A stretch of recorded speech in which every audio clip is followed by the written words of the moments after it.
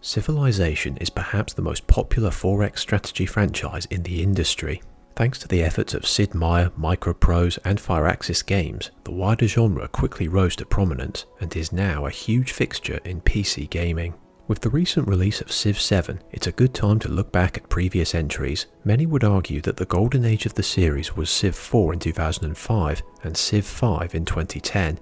In 2014, Fireaxis released Civilization Beyond Earth and Sid Meier's Starships. These titles both had a lot of potential, but were soon forgotten by the masses. What went wrong, and why has Civilization never returned to this setting?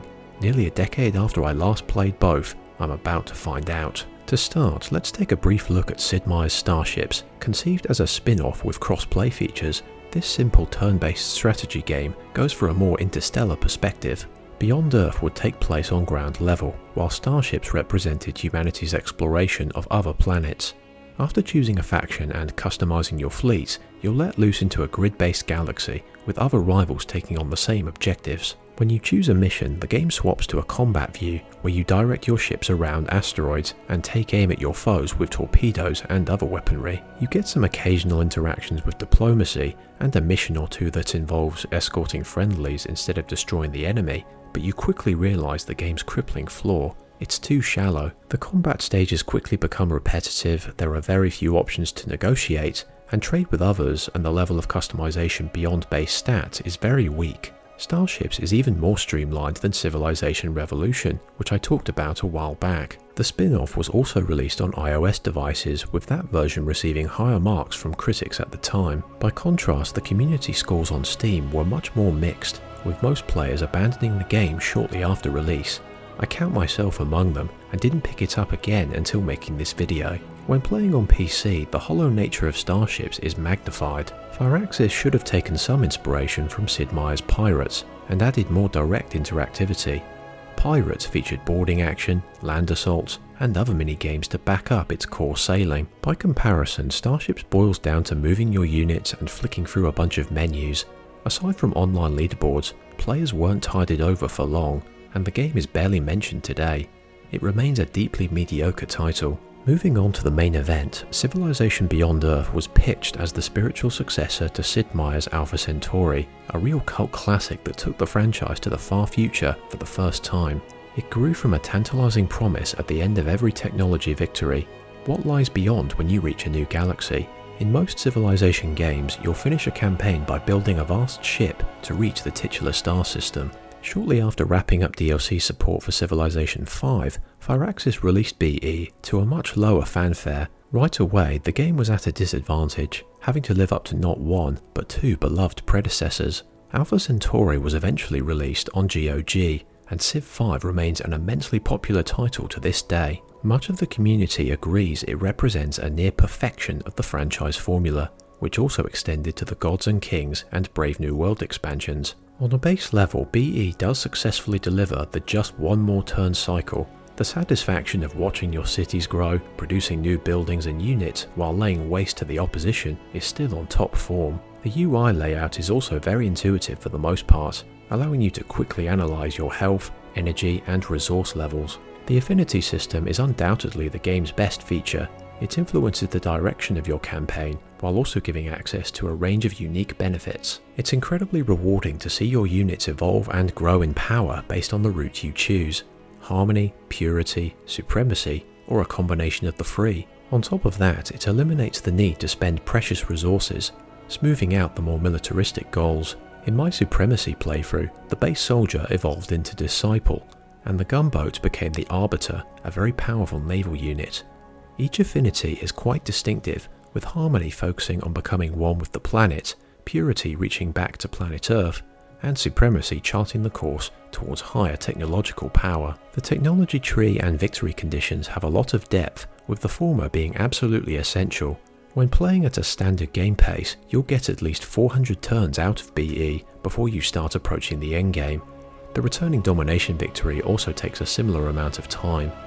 Each affinity involves a multi-stage process of researching technologies, constructing specific wonders, and some additional actions depending on which you choose. Purity involves transporting and settling Earthlings on the new planet. Transcendence involves defending a mind flower for 45 turns, and Emancipation involves shipping military units back to Earth to free humanity. This is one case where Beyond Earth makes the most of its setting, creating new gameplay goals that differ from the diplomatic and cultural victories of old. However, all these strengths are hampered by a series of flaws that get in the way of the addicting gameplay formula. The aliens are the biggest example in the early game, a massive thorn in your side that delays your efforts to explore and expand. Mainline entries in the series feature barbarians to battle, but you're able to deal with them quickly as your technology research moves forward. The aliens are able to rapidly build up their forces, heal themselves with the planet's miasma, and worst of all, suddenly respawn in a new nest if you don't occupy the space, often right next to a new colony. This causes the pacing to drag when you first start out, and while you can push for a harmony playthrough to bend them to your side, the number of turns needed to eliminate units and destroy their nests feels like too much. In the Steam forum, some players expressed frustrations with this faction, and the constant draining of health from the miasma can also delay your efforts. Some features like the quests provide a constant stream of rewards, but others weren't nearly as fleshed out as they were in other Civ games both before and after. I found the trading quite clunky throughout, as there was no quick access menu for managing your routes between cities. The diplomacy also feels very underbaked, and this often boils down to weak AI. Your opponents do move units to protect their cities, but the deals that can be struck are very one-sided. They ask for your resources in return for opening their borders, without much else. Given the big strides made by Civ 5 years earlier, this was a big disappointment for many fans. There was so much more that could have been done with these discussions, rather than just having each sponsor adopt one of the affinities. Finally, we come to the wider presentation, which feels very bland and sterile when compared to other entries in the series. Even when running on a modern rig, the frame rate is lacking, which includes the opening cutscene. Your rivals are unanimated and lack personality. A lot of this comes down to the missing historical context, but the developer needed to go the extra mile to give them more personality. When you compare BE's 8 factions to the wide-ranging ideologies of Alpha Centauri, the modern title doesn't really hold up. Beyond Earth also places your units under a magnifying glass when upgrading, with the textures and overall detail being quite lacking. With all these issues combined, most of the community stopped playing, and efforts to salvage the title fell short.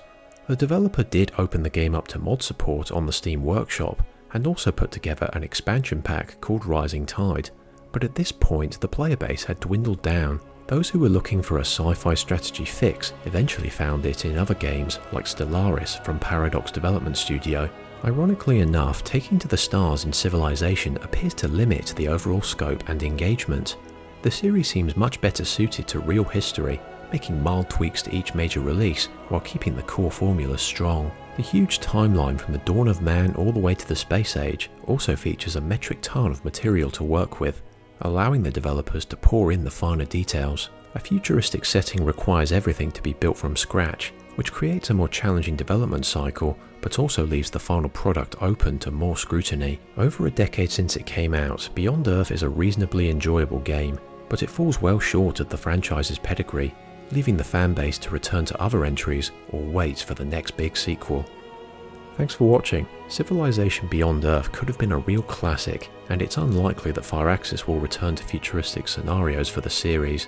Did you play the title when it came out, or did you drop it shortly afterwards? Let me know in the comments below. You can find more video essays like this one on my channel.